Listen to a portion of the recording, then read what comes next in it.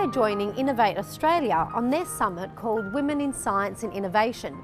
There's some powerful guest speakers today and I'm looking forward to interviewing them and seeing what kind of advice they have to give.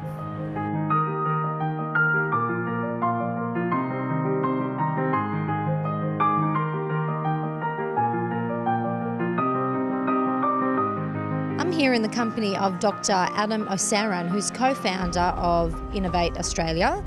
Could you tell us a little bit about how you started all of this? Well, Innovate Australia started about 5 years ago with my colleague Peter Kasperschak. We met in an event and he approached me and he said, I have this idea I would like to develop. And we have been organizing this for the last 5 years, meetings and like this summit here and other networking meetings on innovation mainly in different fields. And how have you seen this grow over the last few years? Well, I think over the last few years were interesting because we also at the same time we noticed that this drop-off of the mining boom, etc. There's lots of effort that have been generated recently to diversify, to look at something else, and innovation is very important at this level. What we are hoping to do is through our effort and other efforts that the state will benefit eventually and the economy will benefit and ourselves, our children will benefit from it in the longer term. I'm here with guest speaker Zara Fisher today. How are you, Zara? Great, thanks, Sandi. What are some of the unique challenges do you think that women face in the innovation sector? I think the first challenge that women face is actually, just seeing it as a viable career opportunity in the first place. And then, of course, once we bring women into our sectors, learning about leadership and seeing how that can be a sustainable career for the long term. We lose a lot of women after just a few years as they head off to have families and things like that. And I think often there's an opportunity to do both that people perhaps haven't understood or don't have the right support and mentors around them to understand that those are options. I think it's amazing how often even really small girls are discouraged or aren't encouraged to take opportunities in STEM fields, mathematics, sciences, etc., because it just isn't the thing that girls do. And even worse than that, I think, little girls who are assertive can be seen as bossy. It's quite a negative word. And I think with boys, the assertiveness is encouraged. And I think that sort of creates a barrier from very early on that then we have to work through and help people to understand that you can be yourself and you can go into STEM fields and you can be a really credible and great leader as a female. So do you think we see more women doing non-traditional roles these days? I think it's terrific to see more and more absolutely inspirational women doing those sorts of roles. But when you look at the representation of women in those sorts of fields, it's still very low. So yes, many women are starting to show us that they can be successful in all sorts of fields that perhaps might be non-traditional. But if it's 20% and the local population is 50% women, then we're still highly underrepresented in those sorts of areas. What do you think the gender distribution will be in WA in, say, 20 years' time? I think there's a lot of businesses and a lot of industries working really, really hard to improve the distribution of women across all facets of work. And again, particularly those non-traditional areas. I'd like to think it's significantly better than it is today. But I know certainly in our industry we're struggling to get enough graduates, even yet alone women, coming through those fields. So I think we have a lot of work to do to achieve those goals. Today it was about the Dolphin Watch project, which is all about amazing women in science and technology studying the dolphins in the Swan Canning River Park. And how many are in your team? How many women are involved? Gosh, we've got around 10, most of whom were highlighted today, and they're from several universities, from the Parks and Wildlife team, and also some volunteers. From the outset, we realised that people love dolphins in the river, and our job is to help let people know how they can look after the rivers. So we went dolphins, live in the river, perfect combination. Where do you think you see women in innovation, like in this whole concept, in say 5 to 10 years in Australia? Do you see women growing and doing more things as yourself and your team? Definitely. It's exciting to see the amount of women already doing amazing things, particularly in WA. And I think the more we mentor other women, as we've heard today, the better. I think just having the confidence to realise that you can do great things and to try and take the gender out of it. It's easier said than done, and I think our own ways we've sort of brought up our own life experiences really does sometimes stop us from doing the best that we can do. So mentoring other women to get into this space is one of the biggest things. Just sort of checking in on each other and going, how are you going today, which is what we do regularly, is really key to making sure that we can do our jobs well. And also just getting out there and talking to other people about what we do is really great, really grounds you and makes you realise that yes, you're doing a great job, and you can go from there. I'm the head of a technical department on a submarine with 15 or so technical marine technicians, technical sailors, and we make sure everything, all the equipment on the submarine works basically. So we've got propulsion, we've got power, batteries are charged, we've got clean water to drink, clean air to breathe. What made you go on this voyage and this venture to become what you have today? I'd done some work experience in oil and gas, and I'd spent 8 hours a day sitting behind a computer and wanted something a bit more exciting.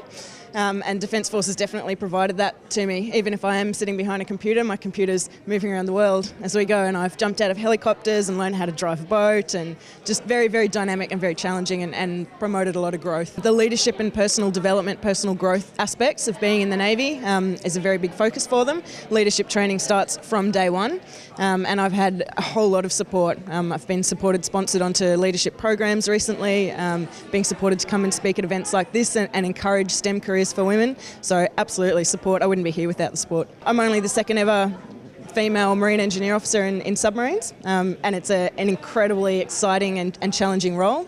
So I wanted to promote that, but also have done a lot of thinking recently about what it is to be a woman in a very male-dominated environment, and how we can be supported and how we can best grow, and have a bit of a personal story to tell that could hopefully resonate with some people today and give them just the opportunity to network and look at different opportunities. I started on this journey a couple of months ago, hearing other women speaking about lacking confidence and wondering if they just weren't competent to do a role, and finding out that that's quite a common trait amongst women, more so than men, and so that potentially some of my confidence didn't come from a lack of competence. It was just the mindset and the habitats that we've grown up in as women.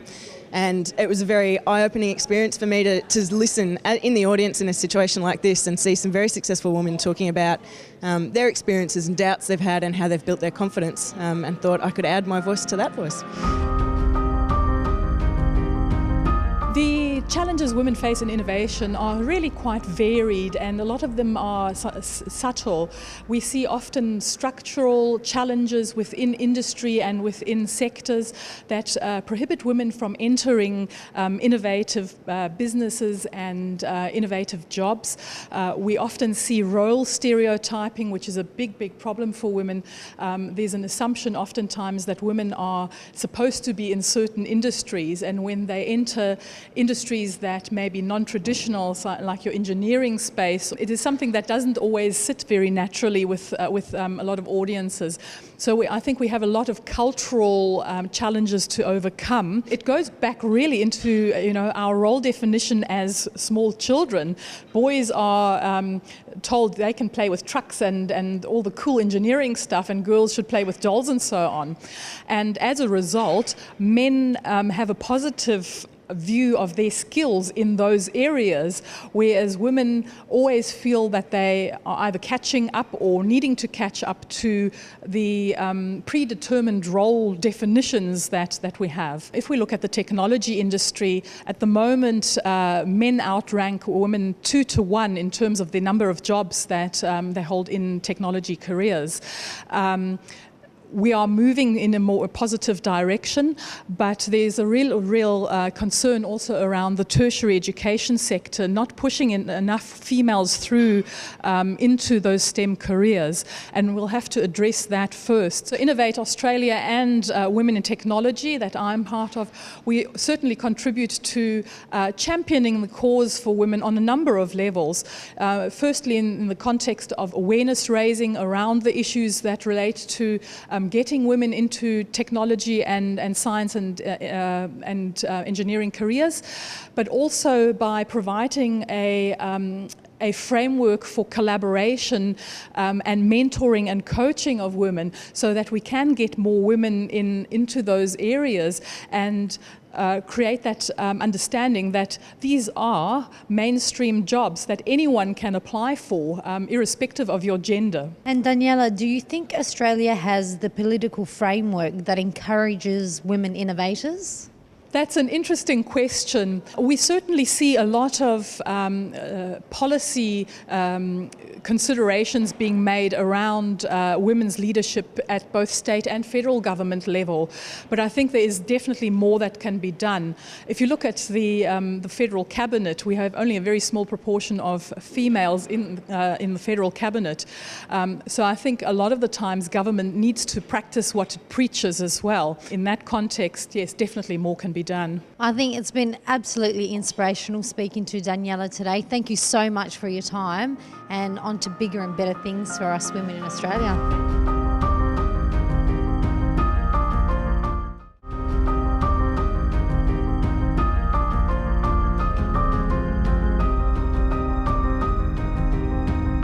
We started organizing events about over 5 years ago. Free events, networking events in the area of innovation. And then we sort of formalized it close to 2 years ago. We sort of formalized it into organization. Roughly every 3 months we have a summit.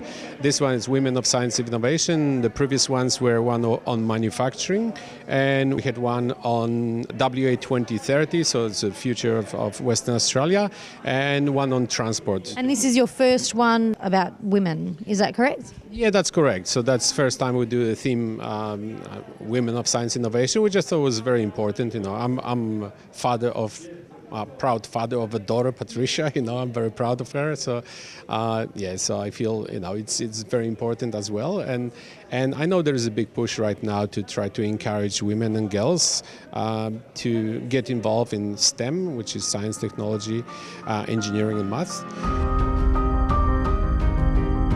I'm at the Edith Cowan University Exercise Medicine Research Institute, and I've been really lucky to have a fantastic, very supportive supervisors who give me flexible work arrangements. There's fantastic daycare at ECU. It certainly makes things easier. For me in academia, I came to a great place, but at a really critical time in my career as an early career researcher, but it's also the time in my career that I had children.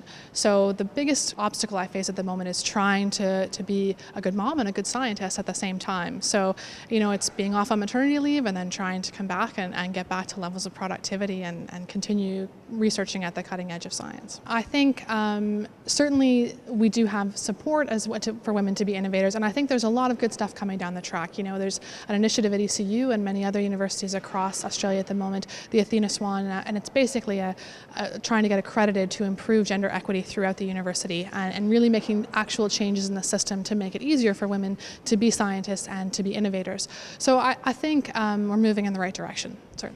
So do you think it's got a lot to do with the industry or the corporation that you work for in order to make it more comfortable for you to go back to work and be a mum? Yeah, look, I think it's all about the systems that are in place to support women where they need support.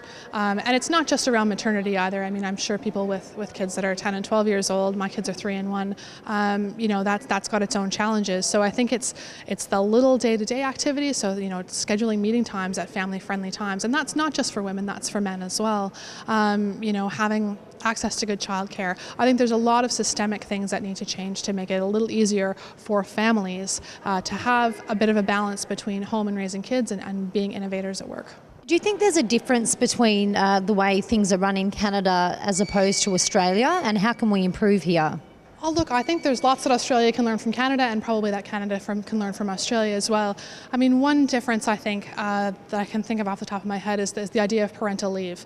So in the university where I work, and I think many universities in Australia, parental leave is essentially maternity leave where women can take leave, whereas in Canada it's set up as a national structure where between a family you get 1 year of leave. So many of my male academic counterparts in Canada will be taking parental leave when their child is born, and it really splits up that career interruption between the working partners in a home.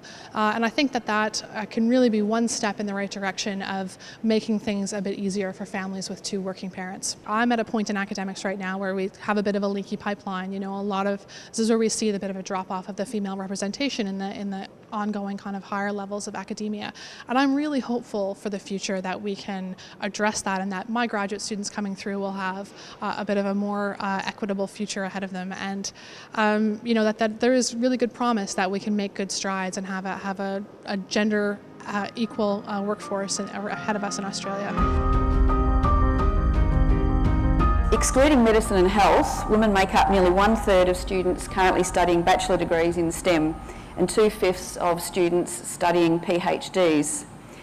But like so many other professions today, once the study is complete, women occupy fewer than 1 in 5 senior research positions within Australian universities and research institutes, and make up only around 1/4 of the STEM workforce overall. Quite often the gender stereotypes start in very early primary school or at home, you know, with women, young girls told that that's a career for boys. You know, girls don't do these sorts of career, physics, maths and technology. And, you know, parents have got to be more aware of what they say to their young daughters, but also in schools. And women need to see more women in the workforce who are doing these amazing, amazing things. And science and technology, mathematics and engineering is absolutely a great career for women, and they make great scientists as well. True innovation is the ability to solve someone else's problems, but then I'd also add that it's also the ability to commercialise it. We've just seen a perfect example of that. Women from all industries across, you know, the many careers in science, technology and engineering. And it's truly inspirational for other women to hear what women are doing already in the sciences and the difference they're making, and just how easy it is for them to actually get into the professions. We've just had a wonderful presentation on dolphin research here in Perth, and the whole team are women, and they are doing some extraordinary things. So it's find your passion in life and find out what you have to do, you know, to study to get there, but just go for it.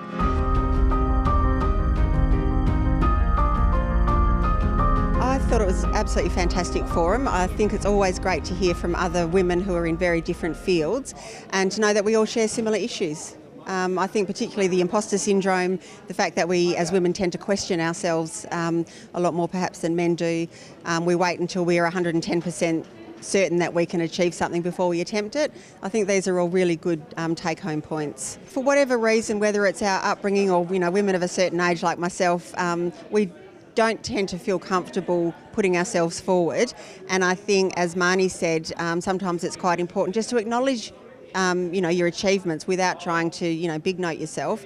But I think all of us need to be better at self-promotion, and it's up to, I guess, women who've achieved something to be able to be comfortable and to own that achievement, and encourage younger women to, you know, coming through. What would you take away from today's presentation? I think I need to take a bit more responsibility in owning my own success, and in reaching out to younger women and encouraging them to, you know, move forward with their career and not hang back waiting for someone to give you the opportunity. You need to step forward and take it. Where do you hope to see Innovate Australia in the future? We're hoping to reach our goals, and our goals for Western Australia is by 2030 for Western Australia to be #1 state in innovation in Australia, and for Australia in general to be #1 country in innovation, which we still got a long way to go, but it's not impossible. According to international study, we're #1 country when it comes to talent, and #1 when it comes to creativity. So with people, most creative, most talented people in the world, okay, we should be able to actually reach those goals. What an educational day it has been today. We have met some exceptional people and learned some amazing things. I'm Sandi Rocco. See you next time.